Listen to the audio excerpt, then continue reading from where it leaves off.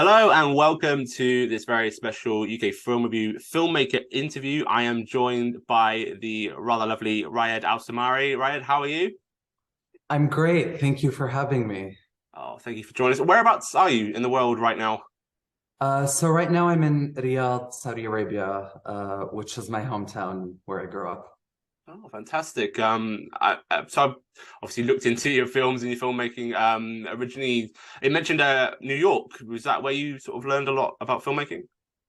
Yes, actually, I went to grad school at NYU, and I got my MFA there in 2020. And that's where I made Dunya stay. Is it Um, very nicely you brought us on to the film that we're here to talk about. So your short film, Dunya's Day, I've seen it, thought it was absolutely great, really enjoyed it. Thank you. For those who don't know about the film, how would you describe the story and how did the story kind of originate? Sure. So for anyone that doesn't know, Dunya's Day follows a young woman from, let's say, Riyadh High Society, who on the day of her big graduation soiree is abandoned by all her domestic help, and is left with her two best friends to fend for herself and save her party. And where it came from really is, like I said, while I was studying at NYU, I had the chance to make a short back home in Riyadh. Um, and um, and I followed the advice. One of my teachers said something that really struck me and has stayed with me. He said, make a film only you can make, but hopefully not only you can watch. So the goal was to make something. It really started with the character. I was fascinated and drawn to the idea of making a film about somebody chasing status. Um, and also, in looking at a lot of the films from the region, I had seen um, a lot of brilliant and really important work, but there generally seems to be a tendency to see women from our part of the world, from the Arab world and Muslim world to a degree, as saints, as really noble characters, or as victims of their circumstances. And it was really important to me to write a character who is neither, who's deeply flawed and irreverent, but still very much in a position of privilege and in a position of power in the story. And that's where it came from, really. Yeah. Yeah, it's really interesting that you mentioned that because yeah, the depiction of characters, female characters from that part of the world has often been pigeonholed. And Dunya's an interesting character because she is quite unlikable, to be honest, for the first first half. And you get that from the sense that straight away you see the help sort of they don't want to come and they don't come to her calls for for them to just come and do what she needs them to do for her party. But there is a I don't want to spoil the ending for anyone, but there is a transition. There's more to it. It's not just some fickle character that no one's going to like. There is more there.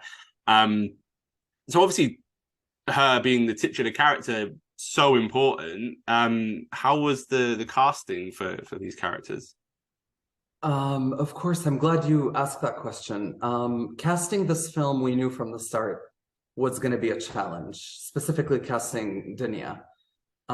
It was really important to me that the actor playing her uh, came at it with empathy and an understanding of this character, which, like you said, the character, there's a lot about her that isn't redeemable, that isn't necessarily likable.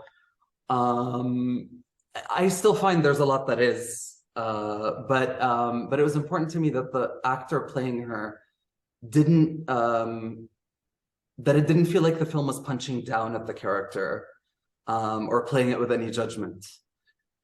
And we had a really excellent casting director named Sarah Belgnaim who signed on to help us cast all the roles in the film. But after months working with her, it was still very challenging to cast Dunya. And it was then that my producer and I had this aha moment, and realized our Dunya had been in the room all along.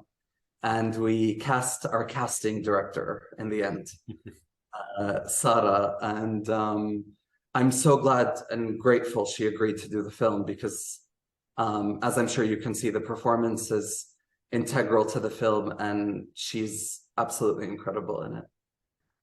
Yeah, agreed. It's such a strong performance because so much of it is unsaid. It's in the mannerisms, it's the physical embodiment of her struggle or her dilemma, and we see her. There's a lot of range there because from being kind of bratty to being quite strong, formidable, to being kind of humbled. There's a lot of things going on there. Particular scene with an animal. I'm not, again, trying not to go into any spoilers, but with an animal. Was that a particularly hard scene to shoot, by the way? And again, probably listeners are probably thinking, oh, we want to know, but how was that scene to film? So without any spoilers, that scene was like so much fun to film, but it also took the longest amount of time, Imagine, um, yeah.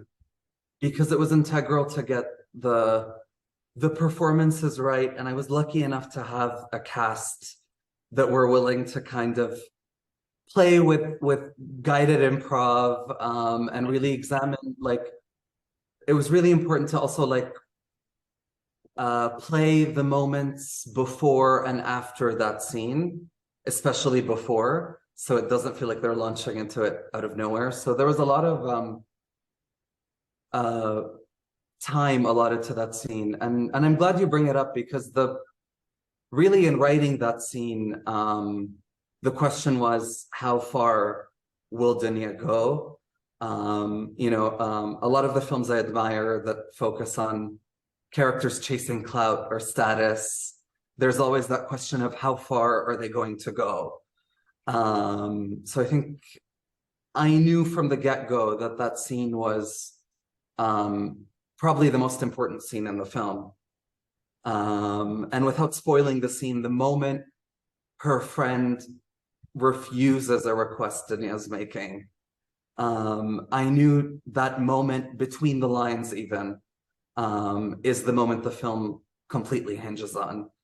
And it was also the most fun scene to shoot because I was blessed to work with actors who were really bringing it in every take and making it feel different every single time.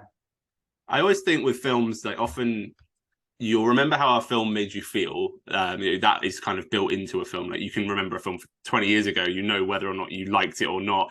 But you'll also probably have like one or two really strong visuals that you can bring back. And for me, yeah, obviously the animals one, and also the steps, where you did the cutscene of her calling out from different parts of being on the steps. Those were the sort of visuals for me that I felt that if I need to remember the film, I instantly remember that and go, yeah, now I remember the film. Like, and I think that's remarkable because this is your debut. Is that right? Is it your debut film? Yes, it is. Yeah. I think you've done some obviously other work on films, but it's your first directorial, and it's Uh, done incredibly well. I think it won an award at 2019 Sundance for Jury Award International Fiction. Is that right? yes, in 2019, and our world premiere actually was at Sundance, which was incredible because, like I said, when we made this film, a lot of us, it was really a chance to do homework with a lot of friends and family and collaborators that I love. So to have it premiere at Sundance and then be recognized like that was incredible. I mean, it's remarkable and yeah, well deserved. It's a fantastic film. I mean, I loved it, but what's the kind of audience reaction been like? What have people said like to you, and or you maybe overheard? It's been largely phenomenal and like beyond any of our expectations. And I think the great thing about making genre films or about making comedy, it is kind of a dark comedy, is that you can hear the reaction in the room immediately. It's easy to tell if an audience connects with your film or not. So to be in a room with a bunch of people laughing out loud, be it in Salt Lake City or Paris or Cairo, was incredibly rewarding. And I guess on top of that, the reception, I guess it was also rewarding and validating. Um, as you can see, Dunya's Day is about a very specific subset of Riyadh society, where graduation parties are akin to the Met Gala, veganism is trending. And it was really validating that I could just dive into that world without explaining it. And then have audience members, particularly women from different cultural backgrounds, come up to me and say they relate to Dunya or they know a Dunya in their lives, has been incredibly rewarding. And I mean, words can't do it justice, how I feel. I mean, absolutely spot on about when it comes to comedy. I'll be honest, I'm a comedy snob. Very rarely do films make me laugh out loud, and yours definitely did. And I think it was because of that, because of the world that I was glimpsing. It's not a world I'm familiar with. When I watch, say, an American comedy or something, like, I think I know where it's going. Like, I know, like, they're hitting certain beats and they're doing certain things. Like, okay, yeah, now is where they're going to land the punchline. But I think with this, it was such an interesting, fascinating world, and the lead performance does so well to garner that reaction. I think it's really impressive to see a filmmaker on their first film get that much right. You're doing so much right along the way. Obviously, I'm sure there were hurdles along the way. I mean, what were the obstacles to getting this film made? What did you have to kind of overcome?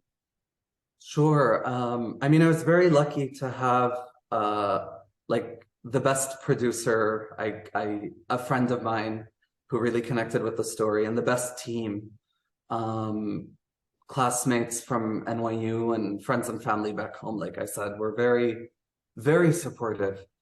The biggest challenge, I think, or one of the biggest challenges making this film was going into it. We knew the design elements, the costume design and the production design were integral to the story, and had to be elaborate and very detailed. And given this was a student film with limited resources and time, it was very challenging. It was almost impossible for us to work with anyone who had done a film before. So we ended up taking a leap of faith on our production designer, Tamara Kahlo, and our costume designer, Lemia Al-Hazzani. Both of them, this was their first film. And I'm going to brag a little bit on their behalf. It really doesn't show. So I guess the biggest takeaway for me was that sometimes more than a resume, it's important to find people who connect deeply with the story and the character and her world, as Tamara and Lemia did, and who are willing to go all the way and bat for it. Because their work really brought so much to this film. I mean, it's interesting you say that it's a student film, because it doesn't look like a student film. I watch hundreds of indie films every year, and you kind of get the vibe straight away of like, okay, yeah. But with this, it had a caliber about it that just didn't feel that way. And I think the quality is in the passion. I think it's the telling this story. It's done. It's a real achievement. Really great short film. I mean, is there any plans for something bigger? Like, I know I ask this a lot when short filmmakers come along, but is there ever an idea in your head to say, look, we want more of Dunya, we want either another short or a feature of what we're seeing? Absolutely. I'm glad you asked that. I'm in development, and have been for a couple of years now, on a feature with the same character, a Dunya's Day feature. There we go. Is that what a scoop? What a scoop. It's too soon to share very much about the story, but I'm really excited to get to share soon, hopefully. Fantastic. No, sounds great. I mean, one of my questions is going to be what's next for you, but aside for that, Is there anything else you've got coming up filmmaking wise? Like I said, I'm very much focused right now on development. I've been blessed to be teaching screenwriting in Saudi Arabia. And I want to help a few filmmakers get their shorts off the ground. And I've been developing a couple features and a TV project as well, but unfortunately nothing I can talk about safely yet. No worries, no worries. We won't prompt you too much, no worries. Well, right, it's been absolutely fascinating to talk to you about your film. Thank you for getting in touch as well. It's often such an honor to be able to watch people's shorts, but also to be able to then find out more about the story behind them. It just means so much more when we know about the film and about the filmmaker and about the process that you've gone through. Again, I want to say massive congratulations because it's a really, really impressive film. I think you've done brilliant. This has been the UK Film Review interview with Raed Alsemari. His film Dunya's Day. Look it up, and yeah, we'll see you again soon. Take care. Thank you so much for having me, Chris. The film was really personal and fun to make, and I'm so glad to hear it resonated. Thank you. Thank you.